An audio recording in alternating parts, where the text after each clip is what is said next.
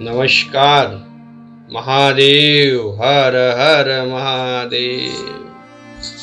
मित्रों, मैं चंद्रभान उपाध्याय अपने YouTube चैनल बनारसी गुरु पे आपका हार्दिक अभिनंदन और स्वागत करता हूँ और बाबा विश्वनाथ से प्रार्थना करता हूँ कि आप सभी लोग कुशल मंगल से रहें और उनका आशीर्वाद हम सभी पे बना रहे।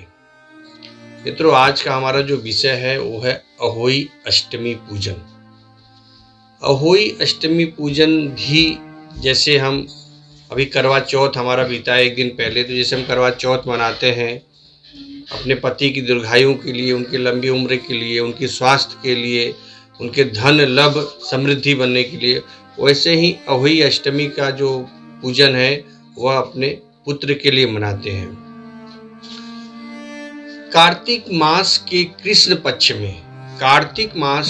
पक्ष में अष्टमी तिथि को, यानी करवा चौथ से ठीक 4 दिन बाद अष्टमी तिथि को हम अहोई अष्टमी का पूजन करते हैं।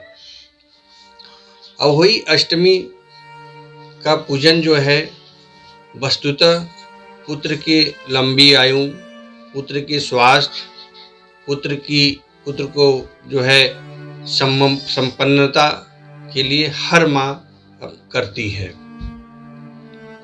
अहोई अष्टमी इस बार 2020 में जो है 8 नवंबर दिन रविवार को पड़ रहा है। यह व्रत माताएं जो है अपने पुत्र के रक्षा, उनकी समृद्धि, संतति, शांति, सुख, ऐश्वर्य के लिए करती हैं। अहोई माता के साथ भगवान शिव और पार्वती का भी पूजन करते हैं।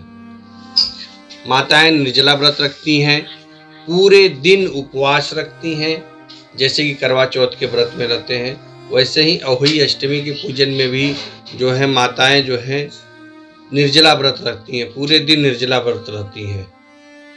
शाम समय तारों को देख करके, थोड़ा सा इसमें विषय परिवर्तन है। करवा चौथ में क्या था, हम चंद्रमा को देखते हैं, इसमें क्या है कि तारों को देख करके माताएं अपने व्रत उपवास को तोड़ती हैं। कहीं कहीं पे चंद्रमा को भी देखा जाता है, यानी तारों को भी देखते हैं और चंद्रमा को भी देख करके जो है माताएं अपना व्रत तोड़ती हैं। इस बार जो है 8 नवंबर को जो अहोई अष्टमी का पूजन समय है और किस समय में अहोई अष्टमी लग रहा है वो मैं आपको बताता हूँ यहाँ पे, और थोड़ा सा पूजन के बारे में भी संक्षेप में बताऊंगा। उसके पीछे एक छोटी सी कहानी है, वो भी मैं आपको संक्षेप में बताऊंगा। आप वीडियो में पूरा बने रहें ताकि आपको पूर्ण जानकारी मिल सके। इस बार अहोई अष्टमी 8 नवंबर को सुबह प्रातःकाल 7:29 पे और कहीं कहीं 30 मिनट पे, 7:30 इसी के आसपास लग रहा है। और यह अगले दिन यानी 9 नवंबर को 6:50 पे संपन्न हो रहा है। दूसरे दिन प्रातःकाल 6:50 पे अष्टमी तिथि जो है पूर्ण हो रहा है। पूजन का समय है वह भी बिल्कुल 5:37 से 6:56 तक जो है पूजन का समय है। जो माताएं पूजन करेंगी वो 5:36 से 6:56 तक करेंगी। 1 घंटा से थोड़ा सा अधिक समय है सही पूजन करने का, जो सही मुहूर्त है उसमें माताएं पूजन करेंगी।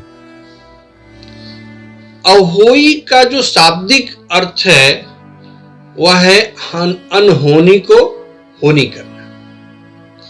एक तरह से ये अनहोनी का अपभ्रंश है। अनहोनी को होनी करना अहोई है।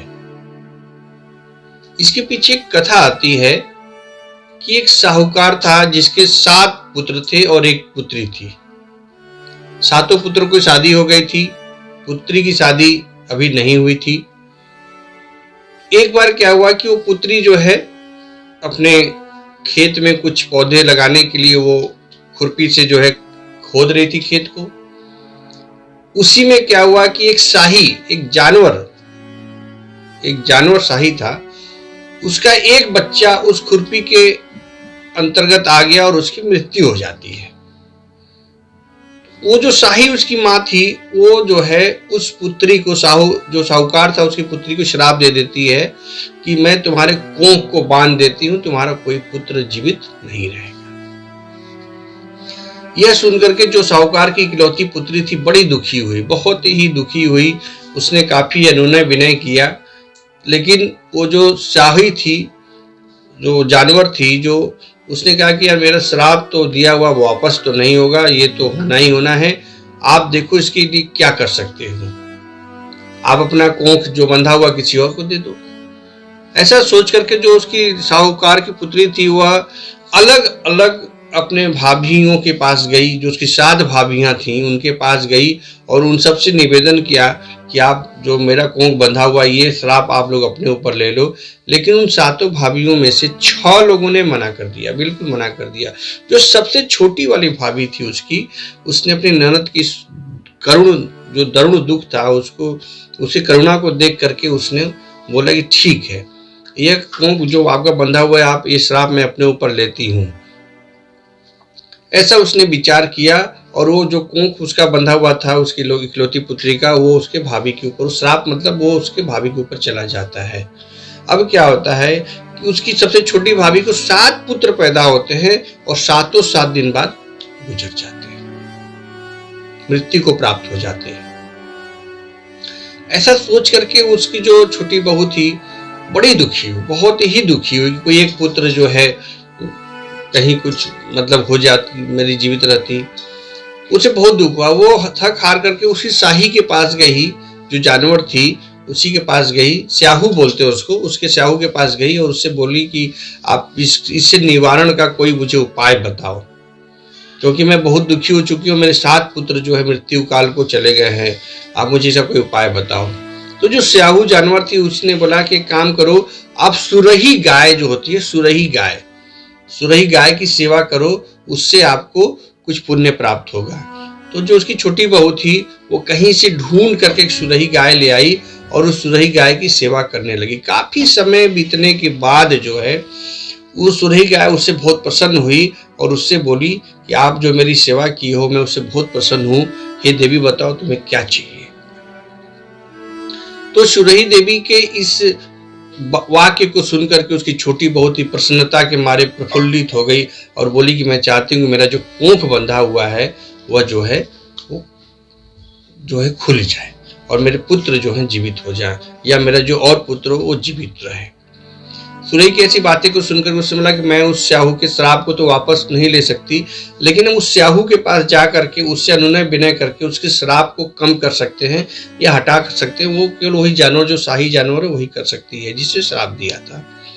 ऐसा विचार करके दोनों, उसकी छोटी भाभी और वो सुरही गाय, उस साहू को ढूंढने के लिए चल पड़ती हैं। बहुत दूर कई दिनों तक चलते जो है जब कहीं भी नहीं मिला तो वो एक रास्ते में बैठ करके दोनों जो है वो बहू और जो वो सुरही गाय थी आराम करने लगे।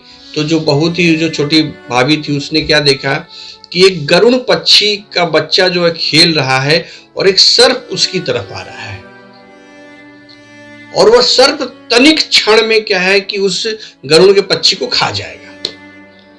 ऐसा देखते ही उसकी जो छोटी भाभी थी वो अचानक से उठी और उसने क्या किया कि उस सर्प को मार दिया। सर्प के मारने से बहुत सारा खून बिखर गया। जब वो गरुड़ पक्षी उधर से आता है तो देखता है कि बहुत सारा खून बिखरा हुआ, तो उसको लगता है कि इस औरत ने हमारे बच्चे को मार दिया है। अतएव क्या करता है कि क्रोध में वो अपने चोंच को, जो गरुड़ पक्षी अपने चोंच से उसको बहू को मारने लगता है। तब बहू उससे पूरा वृतांत बताती है कि ऐसे ऐसे हुआ है और मैंने तुम्हारे बच्चे को न मारकर मैंने उस सर्प को मारा है। तो वो बड़ी खुश होती है, बहुत प्रसन्न होती है और उनसे वन में भटकने का कारण पूछती है। तो वो अपना सारा वृतांत बहू छोटी बताती है उस गरुड़ पक्षी को। तो गरुड़ पक्षी बोलती है वो तो स्याहू यहीं थोड़े दूर पे ही रहती है, चलो आओ आप लोग मेरे पंख पे बैठ जाओ, मैं आप लोग को वहां पे पहुंचा देती हूँ। तो वो दोनों पंख पे बैठ जाते हैं, छोटी बहू और सुरही गाय। वो गरुड़ पक्षी को ले जा करके उनको उस स्याहू जानवर के पास पहुंचा देता है। स्याहू जानवर उस बहू को देख के पहचान लेती है, बोलती है यहाँ आने का कारण क्या है पुत्री। उसने सारा वृत्तांत कहा। उसने कहा मेरे 7 पुत्र हुए, 7 पुत्र 7 दिन के बाद जो है गुजर गए और मैं बड़े पुत्र शोक में हूं। तो स्याहू जानवर ने बोला अच्छा आपको बहुत दिन हो गया श्राप दिए हुए, मैं माँ पार्वती या भगवान भोलेनाथ से विनय करती हूँ कि मेरा श्राप वापस हो जाए और आप फिर से पुत्र को प्राप्त करें। ऐसी बातें को सुन करके जो छुट्टी बहुत ही अति प्रसन्न हुई, बहुत प्रसन्न हुई। वो बार बार उनको उस स्याहू को प्रणाम करने लगी और फिर वहां से भगवान भोलेनाथ और माँ पार्वती का नाम लेकर के उनका पूजन करके वापस जब अपने घर आई तो क्या देखती है कि उसके 7 पुत्र जो हैं दरवाजे पे खड़े हैं, जीवित खड़े हैं। वो बड़ी प्रसन्न होती है, स्याहू को धन्यवाद देती है और बार बार भगवान भोलेनाथ माता पार्वती को प्रणाम करती है। कुछ दिन बाद अपने 7 पुत्र की शादियां करती है, 7 बहुएं आती हैं, फिर उनकी सेवा में जो उनके आगे में बढ़ाने उनको लग जाती है। फिर वो बहुएं और पुत्र भी उत्साह से अपने माँ की सेवा करते हैं।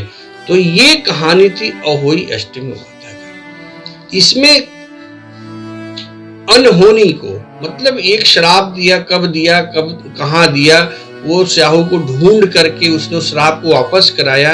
यही है अनहोनी को होनी कर देना। वो श्राप से मुक्त हो गई, अपने परिवार के साथ, पुत्रों के साथ, पुत्रियों के साथ रहने लगी और उसके दिन जो है अच्छे से बीतने लगे। इस कथा को हम कहते हैं अहोई अष्टमी वाले दिन प्रातः काल शुभ मुहूर्त में नहाते हैं। नहा करके हम संकल्प लेते हैं अहोई व्रत का। संकल्प लेने के बाद दिन भर हम निर्जला उपवास रहते हैं।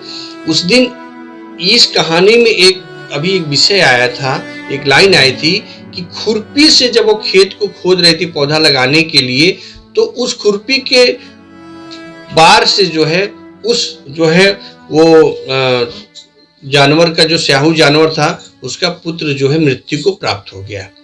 तो इस दिन औरतों को कोई काम नहीं करना चाहिए। इस तरह का कोई काम न करे, कोई काटने पीटने का काम न करे, कोई पौधा लगाने का काम न करे, झाड़ू न लगाए, क्योंकि जाने अनजाने बहुत सारे ऐसे जीव हमारे वातावरण में घूमते रहते हैं जो हमारी आंखों से नहीं दिखाई देते, सूक्ष्म होते हैं। तो हमारे झाड़ू लगाने से उनके वो मृत्यु को जा सकते हैं।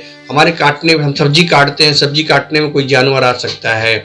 हम सिलाई पुराई करते हैं, उसमें कुछ हो सकता है। तो उस दिन औरतें जो इस तरह का कार्य न करें, इससे बचें। और ओम नमः शिवाय, ओम नमः शिवाय, ओम गौर्याय नमः, ओम गौर्याय नमः ऐसा जप करें, भगवान का मनन करें। सायंकाल के समय शुभ मुहूर्त में पूजन करें।